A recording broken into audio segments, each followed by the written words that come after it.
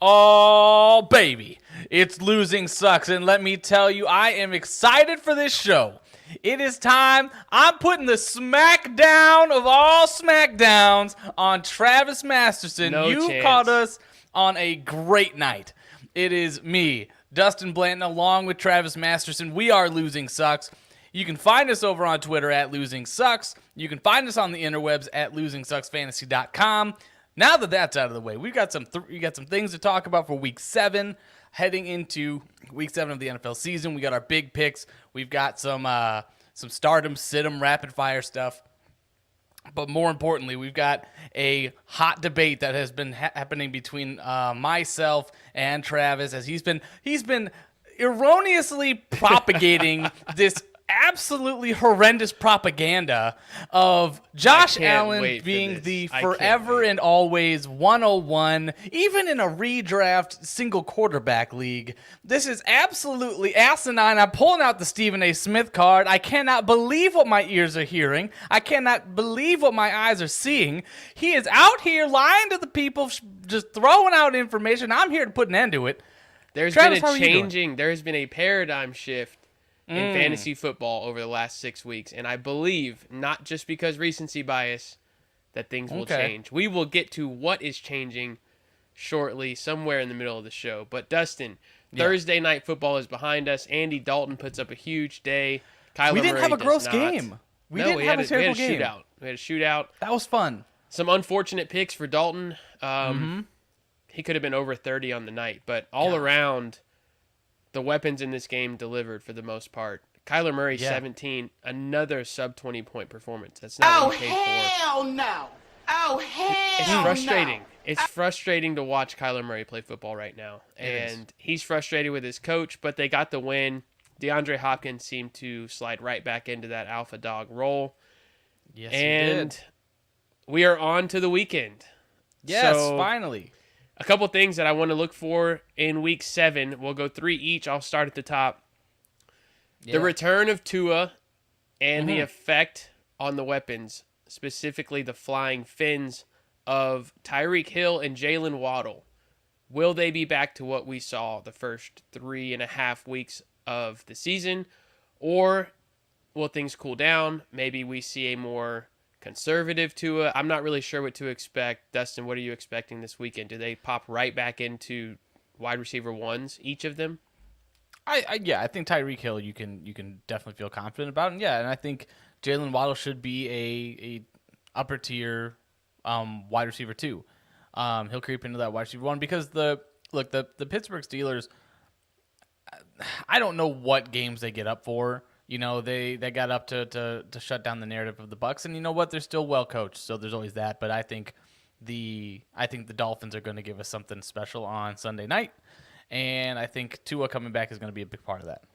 Over under 300. I think I'll go under, but I think there's going to be some touchdowns scored.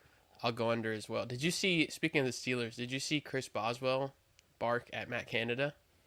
No. Matt Canada was like, yeah, that's what I'm talking about. That's a win right there. That's how you win. And Boswell, right in front of the phone, said, it wasn't because of you, I'll tell you that much. Oh! It was spicy. Oh, I'll some have to friendly send it to fire. you. What's the first thing you're looking for in Week 7?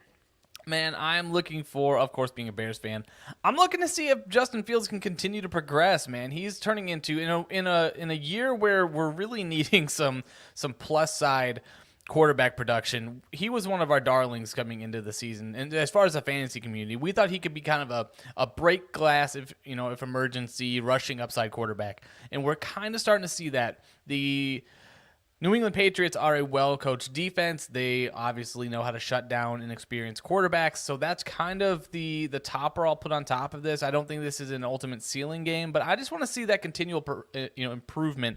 I think we've kind of moved away from the narrative of this offense is 100% in the ground, but now it's just how reliable are they going to be? So I just want to see that next little half of a step there. That's going to be tough. A brilliant mind in New England. Would that be Bill Belichick? Yeah. He could Steve be Belichick, somebody. He could turn into a pretty darn good coach. Yeah, it's the mullet for me. Number 2 for me is another return. It is DeAndre Swift, who, yes, it feels like has been out for ages, but he is back. I'm curious the workload they give him right out of the gate. We've missed him. He's obviously in your lineup. Over, under 15 touches, Dustin. Oh, that's a good line. I'm going to say he's going to be under it. I think he'll probably have a dozen touches. Dozen touches, should get 70 to 80 yards, hopefully a score. Productive day for DeAndre Swift. He's explosive. The Cowboys defense is no joke, though. It's a tough matchup to start back with. For sure. Number 2 for you. What are we looking at? Yeah, I'm looking at the Jags and the Giants, man. There's a bunch of fun narratives with these, and by fun I mean kind of quirky. The Giants have a chance to be 6-1. Unreal. I can't believe it, but we're here. The Jags need to show me that they can be consistent. Man, Trevor Lawrence, I heard an interesting comparison to him that he's Kirk Cousins plus, and plus legs. At this point, like, I can't really say no. You know, he just kind of like he doesn't take over games. He's just been dinking and dunking. I need to see more from Trevor Lawrence. I need him to see, to use these weapons. I need Travis Etienne to continue to take over that backfield. That's going to be something we continue to talk about because I'm a huge fan.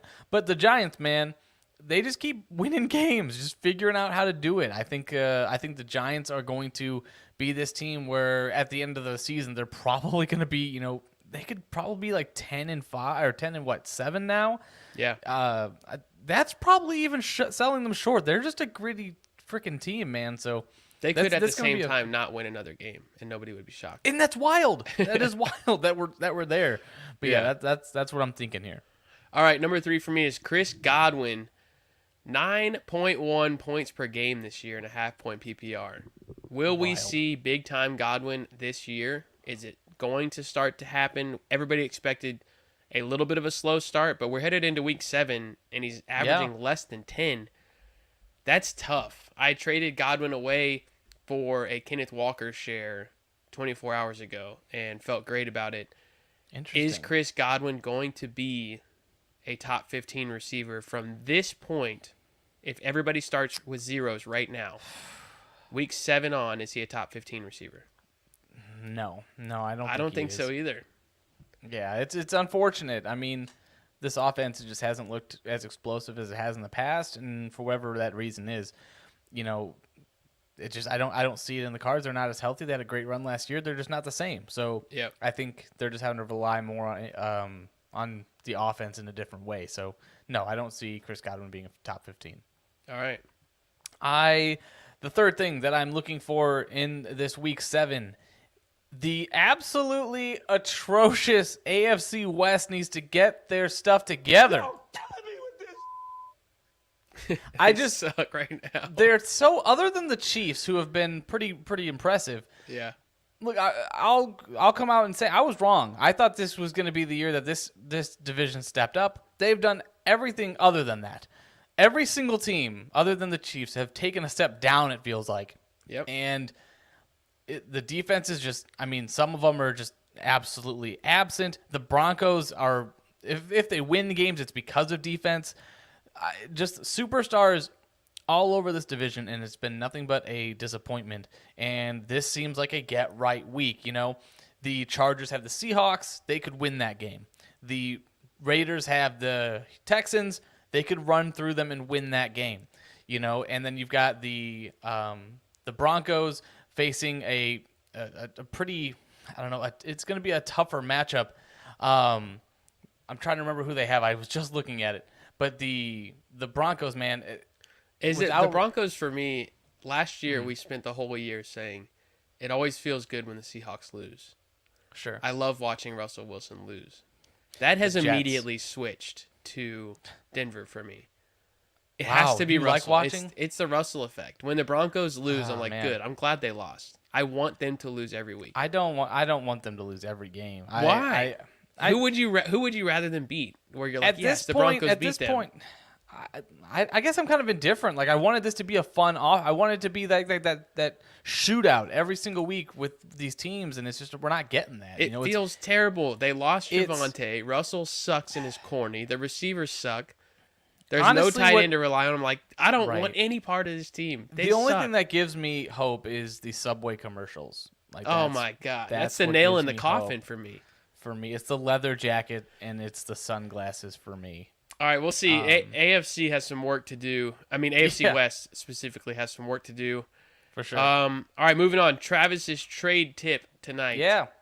Hit me. Something that with it. something that I've started to do and have found to be successful this week is it. specifically on Sleeper. When you are offered a trade, if it's close, even if you like it, if you're going to want to try to get more, don't hit the counter button, because what that does is automatically rejects that offer, sends them a counter offer, and now they have all the power to either accept, decline, and I've seen deals, my own deals, die by countering back and forth until at one point the other person's like, I'm not interested, I'm talking to somebody else, I'd rather just hold on to what I have. I have found great success this week in 3 deals by, instead of hitting counter, just send them another deal with what you want to counter with, and it'll be its own deal. And then if they say no and you still like the original offer enough, it's still there. You can immediately hit accept. I like it. It's a way for your greed and effort to get one more little piece to not, bite you and you lose the deal. It's so frustrating when we text each other and say, I lost it, I hesitated. Yeah. Send the offer to him with what you want as a counter, but don't hit the counter button. Then when they say no, never mind, then you just hit accept before they can pull that one down. It's like modern day fishing. It really is. It is. But you want the power. You always have the power if you can hit the accept button. So if you leave that there and the other one gets turned down, even if they get frustrated, you just hit accept and take what you get. I like it. Stop sending counters with the button. I like it. Use technology to your advantage. Yes. Keep the power. I like that. Absolutely. I'll let you kind of decide where we want to go with this, Travis. Do you want me to mop the floor with you right now, or would you we're like... finishing. That's the big finish. Oh, cool. Then let's get into some big picks. Travis, a segment that refuses to die. It just will not die. Why won't you die? It's Ben's fault. A die 999. Yeah, no joke. We're killing big picks. No, you're not. Okay, No, we're not killing big picks. All right, we're not going to kill it. We're It's going to back. stay around. Let's go through it, man. Let's talk our quarterback big picks of the week. Why don't you kick us off with your big pick this week? Of course, a refresher has to be 5 points over their projection. We suck at this, but Yes. that's kind of the bit nowadays. Aaron Rodgers is my big pick of the week for quarterback. I've got him behind me on Mr. Skelly. Tis the Nice. I season. didn't see that. Spooky season. Aaron Rodgers has been dead to fantasy managers this year. It is time to wake up. Full zombie mode. 24 points is all it will take for Aaron Rodgers to be a big pick. I think he can do it. Washington, top 10 in points allowed to quarterbacks so far this year. I love to see that. On Yahoo, that means a little green plus matchup for your I like quarterback. Always makes like you the feel green. good. He loves playing Washington. He's gone over 300 yards per game in 6 career games versus them. And he's looking for a big bounce back game. He told me today, I'm looking for a big bounce back game after Oh, wow. losing the last 2 weeks. Got the 3 in a text. row is disastrous for that franchise. Trust me, I know. Yeah. 3 in a row is something we rarely see. Make me I think they happy. take care of Washington, who seems to be in shambles. I think Ron Rivera is on the edge Always. of losing that locker room. Are we sure he hasn't already? He might have already, but there's no chance in my mind that Heineke comes out and wins. I think Aaron Rodgers comes out and is just slinging it. They've been trying to establish the run. Let's get Dillon and Jones. How about we just air it out and see what happens? Right. Air raid. I love it. Air raid. Gonna need it. I agree with it. My quarterback big pick is Jimmy G. This was before the Christian McCaffrey trade, so it just kind of works out. I don't expect Christian McCaffrey to play much in this game, but I think that Jimmy G is going against a team that has given up routinely high-scoring weeks to the quarterback position. It is a offense that still has a bunch of weapons. Whether you want to, talk about them, making the trade and not having the guy available, you still have Jeff Wilson who can get it done on the ground. Debo and Brandon Ayuk, and of course George Kittle. All of them I'm starting in this matchup, and Jimmy G, I think, finishes as a top 8 quarterback this week. Is he a top 12 rest of season with these weapons? I think, if you ask me if he finishes in the top 12, I think he can. I don't expect him to. I expect him to, he's going to be 15. Jimmy or Rodgers rest of the way? Gross. Oh, God. It's Jimmy G. I can't do that. I got to go with Rodgers. I can't. That's the problem, man. You go with Rodgers all year, and you just... Nope. Can't do it. It's hard to turn away from that franchise. Dameon Pierce, my running back, big pick of the week. Houston, Texas versus Las Vegas. Pierce, I was wrong about Pierce. I have 0 shares. I hate rookies in general. And the only one that I have a share of is Breece Hall. Actually, 2 now. But Dameon Pierce, 20 touches per game this year. Top 10 volume at the running back position, which is always nice to have, especially for how late you got him. 49 touches over the last 2 weeks before the bye week with 9 catches. 49 touches is incredible. That is elite stuff. 117 yards per game since taking over the lead back in week 3. Yep. He seems like a matchup proof every week starter right now. Hey, I can't disagree with it, man. That is a great move on your part. We do have a quick question though. As we interrupt, we have a question in the comments. Our man, what is it? Tanjo TDK. It looks like he traded Brian Robinson for DJ Moore after hearing the CMC news. He said, "Did I win?" I think we'll be split on this. I think he did not win.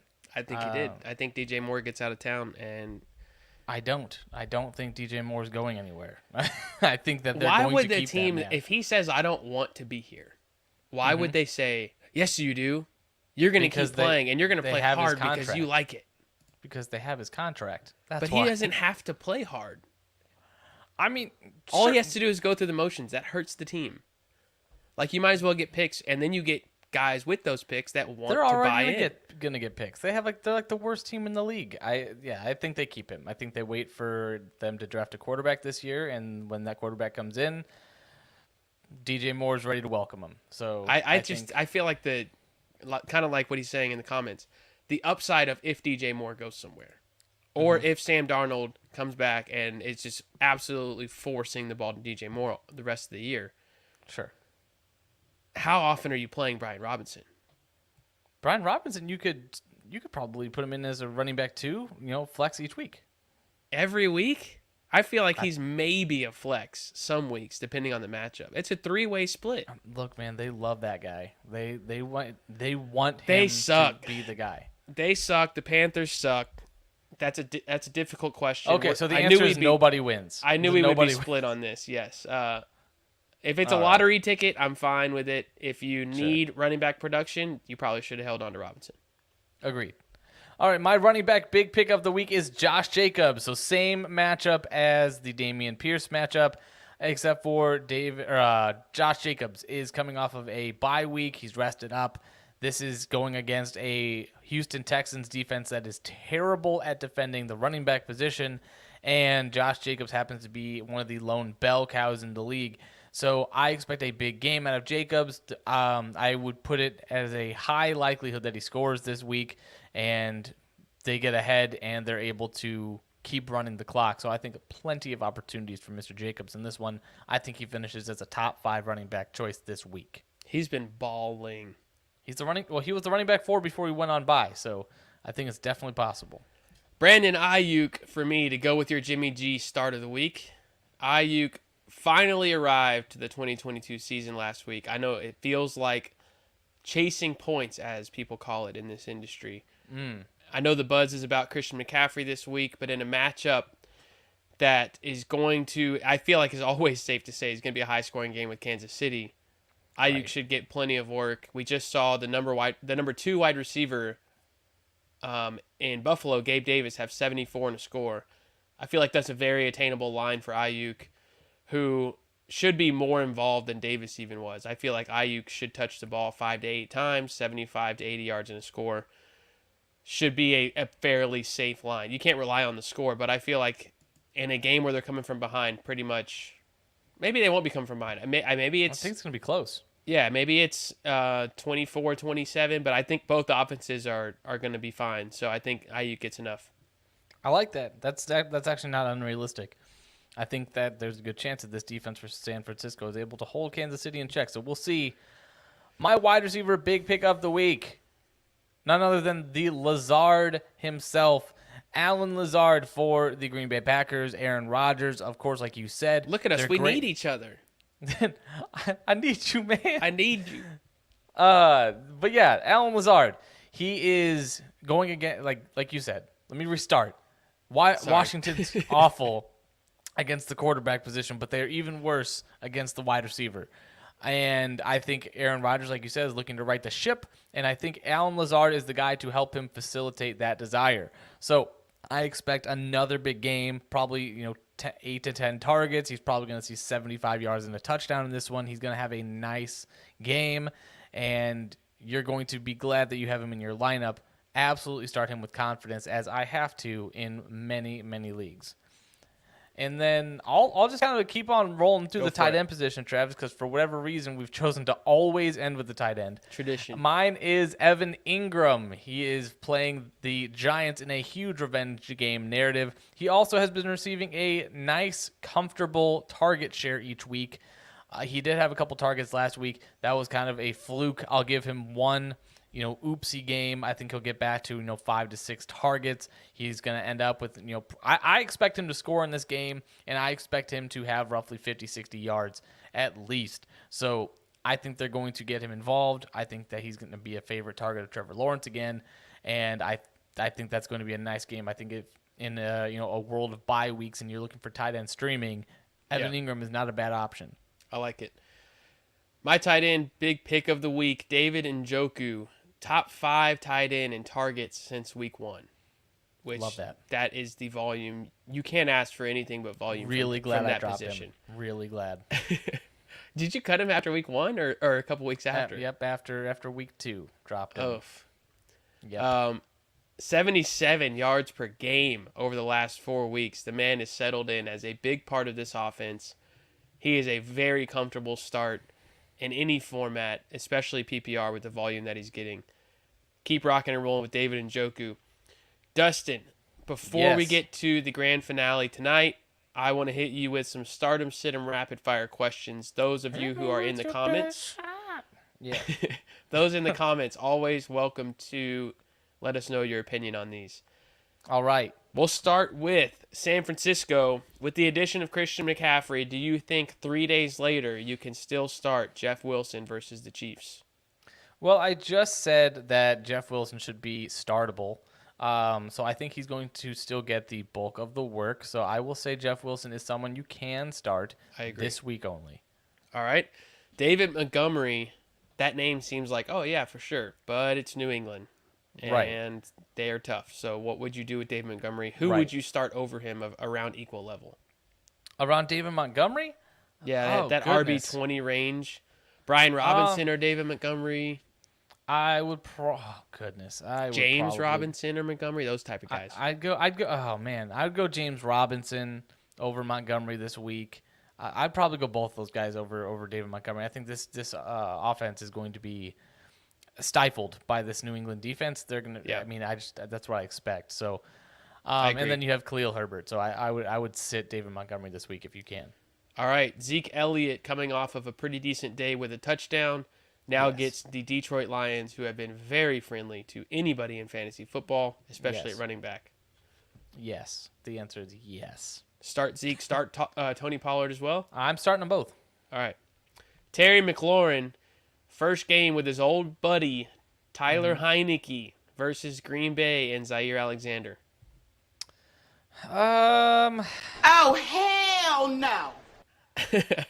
You're not back in on Heineke, huh? Wentz is that big of a drop-off to any other backup.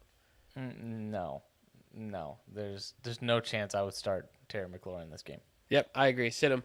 Garrett Wilson with Elijah Moore not playing this weekend.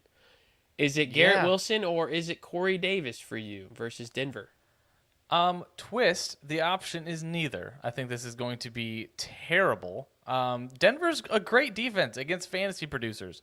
The abysmal showing that Zach Wilson had last week, I'm not in on any of these pass catchers. If I had to start one, maybe go with Garrett Wilson, I guess. But no, I'm out on all Over of the pass under catchers. 178 passing yards in the game for Zach Wilson. Under. Less than 90.5. Yeah. Oof. All right. Math checks out. Then you definitely want to sit any and all pass catching weapons. Geno Smith. I'm in on Breece Hall, though. Yep, you have to be. Geno Smith versus the Chargers. Geno, a top 10 quarterback through 6 He's weeks. quarterback 8. Yeah, I look, it surprises me, but I got to go with yes. The Chargers defense has been very, very soft. So Geno Smith with those weapons, sign me up. I'm all for it. Geno Smith. Do you feel like Seattle may be due for a little bit of a letdown? Chargers No. just gave Russ some problems. Russ gave Russ some problems. All right. Get outta here with that. Lockett, DK, Geno Smith, and Walker. Everybody's in. Yeah, do you think they force Russell Wilson to eat one of those sandwiches before every game? So, like, you have it. You signed the He contract. looks like he's eating like 5 or 6. It's like, guys, I don't want to eat them Man's anymore. cheeks- It's in the contract. You have to eat it. His cheeks are full of dangerous witches. Finally, actually 2 more. Jared Goff versus the Dallas Cowboys. How about them boys? Do you think they stifle Goff? Oh, goodness. Off of a bye. Ah, man. You know what? In a pinch, I think if you are in like a deeper league and you need a quarterback, Jared Goff would be someone I'd be comfortable throwing in there. But Dallas's defense, when they're playing someone not named the Philadelphia Eagles, I think they do a pretty good job. So I would say he's going to be a mid-range quarterback this week. So I would feel okay starting him if I had to during the buys. All right, Marcus Mariota is our last start and sit 'em versus the Cincinnati Bengals. Do Drake London and Kyle Pitts give Marcus Mariota enough with a little bit of legs to have a decent day? This Put it this way: Atlanta- those bottom 3, Geno, Yeah. Goff, Mariota, rank those 3. That'll answer the question. Well, I think I would go Geno, Mariota, and Goff. Okay, so he's fine. Yeah, I would. Like I said, he falls in the same range as Jared Goff. I have Geno above those guys. He just finds ways to get things done. But Marcus Mariota with the rushing upside, I'm okay with it. All right, that'll do it for the Stardom Sit-'em Rapid Fire. We are on Love to the it. big show. The we showdown. have Yes. about 15 minutes or so for Dustin to enlighten the people about why or why not Josh Allen should be the 101, meaning the first overall pick next year, or Goodness gracious. and should he be the number 1 overall pick if you were starting your draft tonight for the rest of the year? Take the floor. So I will answer this in 2 parts. The first part, let's talk about the rest of the season, okay? Obviously, knowing what we know, what the landscape looks like, if someone were to ask me, Dustin, who would you take 101 right now? I think the answer would still be Josh Allen. Now, that is not the same as saying that Josh Allen should be the 101 in redraft 1 quarterback leagues next year. Taking Travis my likes notes to here for the rebuttal. Travis likes to pretend that nothing happens in the offseason. But that's just not the case. Guys don't have the same seasons. Teams don't have the same health. You know, what happens when a quarterback has a great season is all of the things that need to go right go right. And calling it, as a quarterback having, it's just the skill to get it done all the time. If that's the case, there's not a huge difference in, what Patrick Mahomes does and Josh Allen. Josh Allen rushes a lot more. Yes. But what has Josh Allen been doing? He has been staying healthy. Okay? That's awesome. That's what you need to have when you're going to be the quarterback 1 overall. Now, what you're saying in taking him 101 is that all these other quarterbacks, granted, let me give you some background on what's happening this season, okay? Okay. Because it's important to have that knowledge. Josh Allen, per game-wise, fantasy points, he is averaging 28.8. That's incredible. That is the best season we've seen, even better than Lamar Jackson's 2019 season. He averaged 27.7. Okay, Josh Allen is averaging 4 more points per game more than any other quarterback. That's incredible. Okay, that doesn't happen every year. Lamar Jackson had that type of year back in 2019, and Travis is going to tell me, well, Josh Allen throws it a lot better than Lamar Jackson. True or false? That he throws it better? Absolutely. Yes. I would argue that Lamar Jackson runs better than Josh Allen. So, with that being the case, the next closest quarterback that year that he had the 27-point performance, the next quarterback was 6 points away. Okay? If you would have taken that and then decided, man, I'm going to take Lamar Jackson, I'm going to take him the same spot, 101 the very next year, you know where he would have finished, Travis? He would have finished as the quarterback 9 that year in points per game. And you just took him 101. I feel like, if my memory serves me correct, he was hurt. That year? Yeah. I'm talking in points per game. Yeah, I feel, but he was toughing it out and playing. I feel like he was affected by it. So you're telling me he wasn't as healthy as he was that first year. So it's a health thing for you then. I'm saying it's a risk thing. You can't tell me. What position does not get hurt? What position gets hurt the least? Lamar Jackson didn't get hurt that year. That's why. So what you're saying is, by taking him 101, I don't think he'll get hurt this year. And what you just said is arguing for my point. You don't know that he's going to get hurt. We can't tell. But what I can tell you is that I'm drafting him 101, which means I'm not taking another position of need. I think he's going to have that, because at that point, he has to have that kind of season for him to pay off. And if he doesn't, which the odds are in my favor that he doesn't. Why does he have to have that kind of season for it to Because pay off? At the 101, you're drafting him to be the quarterback 1. And if he's not the quarterback 1, he should be. Oh, he should be. The clear. Are you saying that you don't expect him to be the quarterback 1 next year? Josh Allen? Yeah. I'm saying, yes, I agree. He should be. Oh, but if I say he should be, then you said he should. I return the favor. My point will be. Hold on. Let me finish. My point will be, he should be. But by how much? And the answer to that is we don't know. Because right now he's outscoring the field by 4 points. But if that spread shrinks next year to a point, then the cost of taking him in the first round and Patrick Mahomes in the 4th round, when I could have gotten the same exact production, now I have an advantage over you because I've gotten higher quality wide receivers, running backs, tight ends on my roster, and I will beat you when I play you because I have an equal quarterback and better other position players. Theoretically, yes. You would say. Theoretically, yes. I'll take Patrick Mahomes. I'll take Kyler Murray. Sure. I'll take one of these other. I'll take Lamar. Those guys give you those 15 to 17 point weeks. They've been doing it the last few weeks. Sure. Josh Allen is not giving you a 17-point week. We've already established that, Josh Allen is having a great year this year. And this year, 101, yes, I would still take him 101 because he's proving he's having one of those special years. I'm not going to bet against that. What position players are you willing to take over Josh Allen next year? Next year? I mean, a lot can change. I think I could still argue that Christian McCaffrey would be someone I would be interested in. Jonathan Taylor, Austin Eckler with the work he's getting, I think that's still a viable option. Cooper Kupp, Justin Jefferson, a lot can change. Jalen Hurts is someone that, you could arguably make a case for. Over Josh Allen? Sure. Yeah, because the season's not over. Josh Allen could go through a 7-8 game streak where they've figured him out. They've got half a season of film. But why does that not apply to everybody else? To who? You're saying I could make a case for Jalen Hurts you can. Because Josh Allen could go through a cold stretch. Well, so could Jalen Hurts. Right, but that's what I'm saying. Like, you're taking a guy at 101. You're saying the risk of taking somebody who could go on the same cold stretch for a much higher price is not worth it. Because you're starting one quarterback. Yeah. Right. So for me, the reason why I would do it is I feel like I can build around that much easier than, I can build a great roster and I'll just throw out Aaron Rodgers or Kirk Cousins or Derek Carr. That is what we said all offseason, including ourselves. Okay. I have Kyler Murray. I took him in the 5th or 6th. You have Kirk Cousins in our home league. Sure. It has not worked out. Kirk Cousins has not worked out.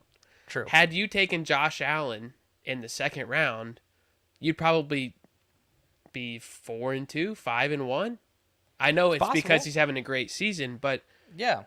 I don't see any reason. Like, quarterbacks get hurt less than any other position. He has more upside than any other player in the NFL. I agree with you. I agree with you. But you're talking about, you have to throw some theory in there, like some roster construction theory. I personally, just because, like, you bring up a great point. Like the point you're making about Josh Allen, the reason why there's any contention for him ever being considered in the first round of a rookie or of a redraft one quarterback league is because of that dual threat rushing throwing upside. My thing is that you want to talk about the rushing yards for quarterbacks. You want to talk about how many yards change, and you're going to get to a point. You have these quarterbacks that rush. Besides Lamar Jackson, because the difference being is that the offense is catered to Lamar Jackson. That's just what they do.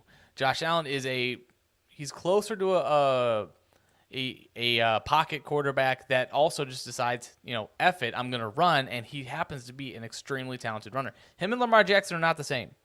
They're not. I agree. Nobody's like Lamar Jackson, but he is as close as you can get. He's close. I'm saying, aside from injury, yes, he is the best quarterback. But if you go towards the difference in play, whereas if I can get, again, we're talking about tier breaks and where the hit rates. If I can get close to his production in the 5th round, you're talking about Joe Burrow. If Joe Burrow blows up and has a 25-point a game season, which is, I think we can agree, is within the realm of possibility for that offense and for the weapons, I think you get that in the 5th, 6th round, and then you also have guys like, if I can also get a Christian McCaffrey or a top-end wide receiver that also hits in those first couple rounds, then the difference there, like the game we play, a lot of the time is what would we rather have? We break it down round by round. Josh Allen and Josh Jacobs, or Joe Burrow and Dalvin Cook. Sure, this year, absolutely, you'd want Josh Allen, absolutely. So with 3 minutes left in the show, I want to phrase it like this. You have said multiple times now, you would take Josh Allen 101 from this point on in the year if you were drafting tonight. Yeah. Philosophy-wise, is that just because you think he's in a special season that's not repeatable? Yeah, I think knowing what I know now and seeing what I'm seeing now, assuming health for everybody, yes, Josh Allen he's showing that, like, he is having such a successful season, and I'm assuming this continues, if everybody continues on their trajectories, yeah, absolutely. I want Josh Allen statistically, historically he's due for regression is what you're saying. I'm saying that just as likely as it is that he continues having a great season, it would still not, like we've seen it happen before, great starts. It would not shock me at all if the NFL figures it out halfway through 10 games in, and then the last 7 weeks of the season, he falls off, not necessarily even falls off a cliff, but comes back down to earth, has, a couple 15, 14, he throws a few picks in a couple of games, and well, we've seen, like, remember how we talked about how great Tyler Lockett was when he was coming out, and he had that huge, great start to the season, but then the second half of the season he fell apart. That can happen for any position player. Josh Allen having a great game or a great year, but then he has maybe even just 2 or 3 games where he throws 2 to 3 interceptions because they're great athletes everywhere, and then all of a sudden we're like, oh, he's human. It happens all the time, and which is why I just say, like, anyone can hit that bad spell, and that's not a reason any player can, but I'm saying that running backs don't usually hit that as bad as like any other position because of the volume they're seeing.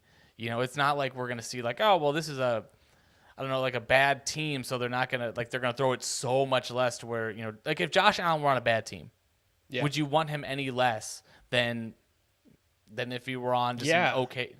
Yeah, sure, I would want him a lot less. I know that he's on the Bills. I know that he has Stephon Diggs, Gabe Davis. Right.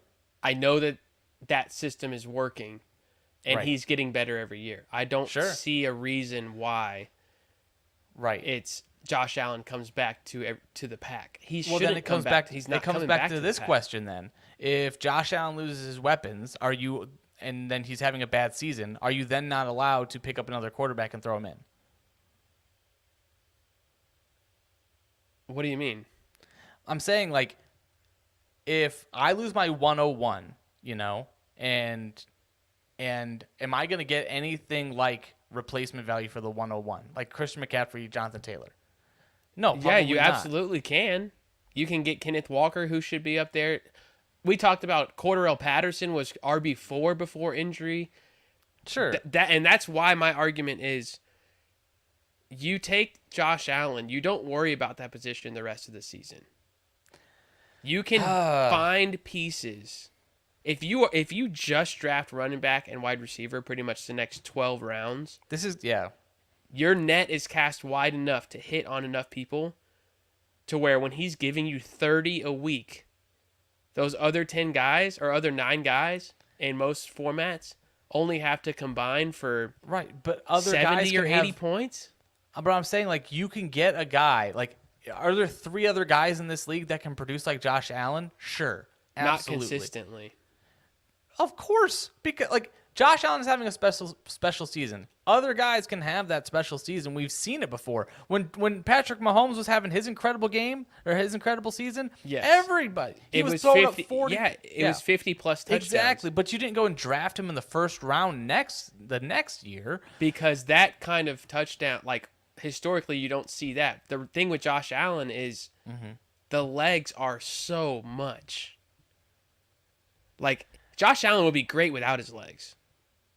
I He's would giving you argue an that if he didn't have additional- legs, he would be bad at quarterback. Like that, I'm gonna stand by that argument pretty staunchly. All right, here's what we need to do. We need to revisit this here in about 5 or 6 weeks, see how we feel.